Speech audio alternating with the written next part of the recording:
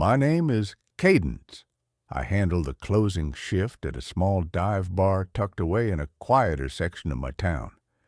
The bar sits just off the highway, but its parking lot has a back entrance accessible from the town itself. It's nothing special, just a dimly lit joint where the regulars all know each other's names, and the jukebox has been spinning the same set of classic rock tunes for years. Most of our patrons are locals, truck drivers passing through, and the occasional lost tourist searching for a strong drink. I like it, though. The routine is steady, the tips are surprisingly decent, and I've learned how to deal with the typical bar crowd. The chatty ones, the flirts, the silent drinkers, and those who just want to be left alone. Weekends are definitely busier, but the thing about working weekdays is that I'm expected to handle the night shifts solo. I don't even get a bar back dropping in now and then. Yeah, the work is easier and slower during the week, but I miss having coworkers around. I tend to stay alert on my shifts because we do get the occasional bar fight, considering the kind of crowd we attract. That's why I noticed the guy right away. It was sometime after 1 a.m. on a Tuesday when he walked in. If I had to guess, I'd say he was in his late 40s, but he was extremely neat and well-groomed. Not the kind of look you'd expect from someone his age in a place like this. He wore a black turtleneck under a black trench coat. Definitely well-dressed, but casual about it. I'm not sure how to explain it, but he carried an air of sophistication that made you think of wealth. Real wealth, not the flashy, look-at-me type. He scanned the room slowly before moving quickly to the bar and taking a seat. I also remember he had strangely good posture, but that's beside the point. When I approached, he looked at the bottles behind me and ordered something top shelf without hesitation. While pouring his drink, he asked me if I liked working here with a smile. It was a simple enough question, so I answered honestly. I said, yeah, and smiled back. I then joked about bartending or something. I wish I could say I felt creeped out by him, but that wasn't the vibe he gave off. He genuinely seemed like a decent guy. Kinda like the single dad at his kid's baseball game who high-fives the whole team. He chatted with me for a bit, which I didn't mind since the bar was pretty quiet at that point. Eventually, he asked if I ever thought about doing something bigger, which I admit was a bit odd. Still, it wasn't a totally creepy question given the situation.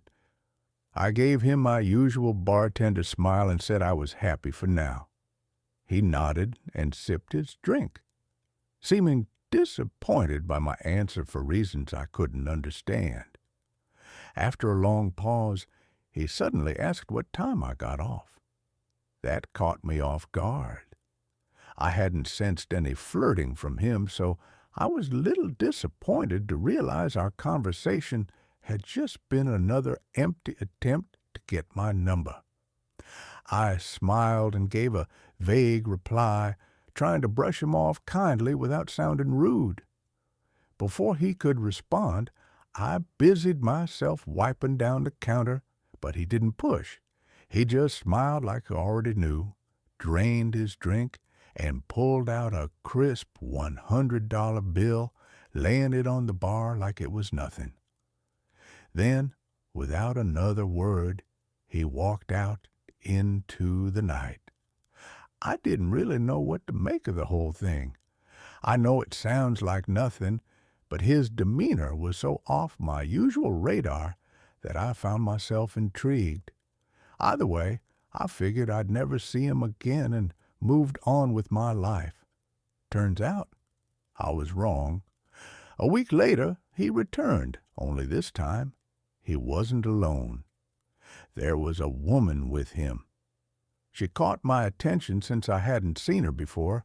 She looked to be in her mid-30s and dressed in a way that didn't quite match her age.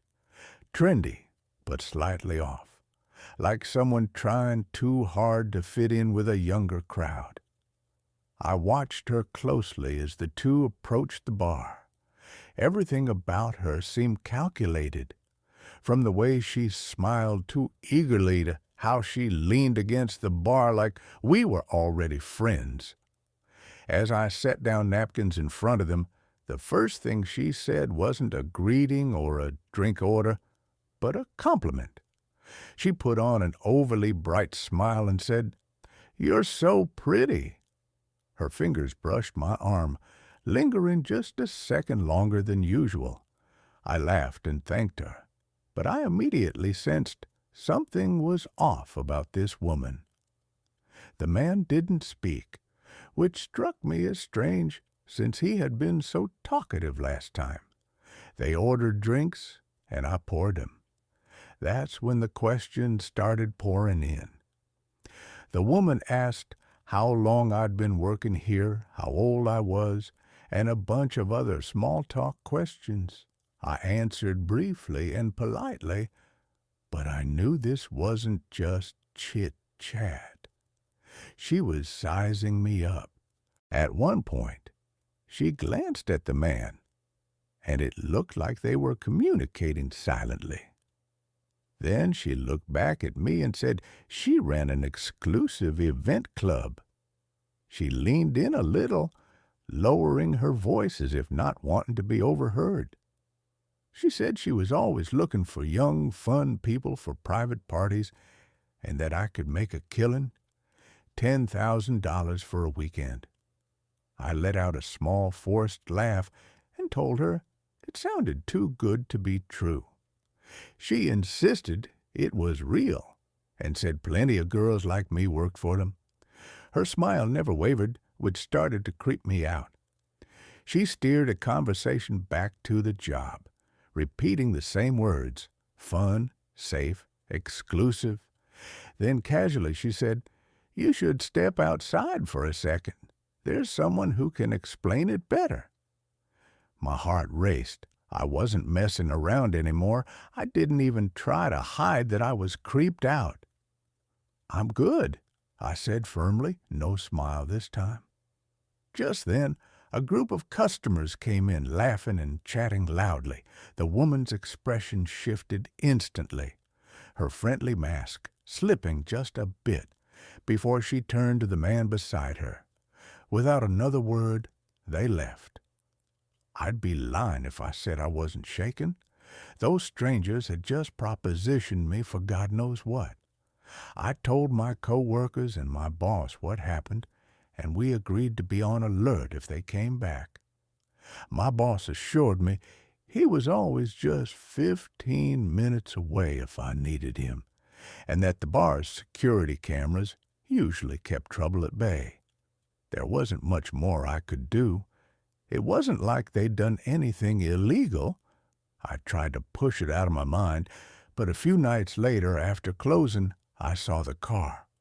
It was parked across the street, engine off, just sitting there.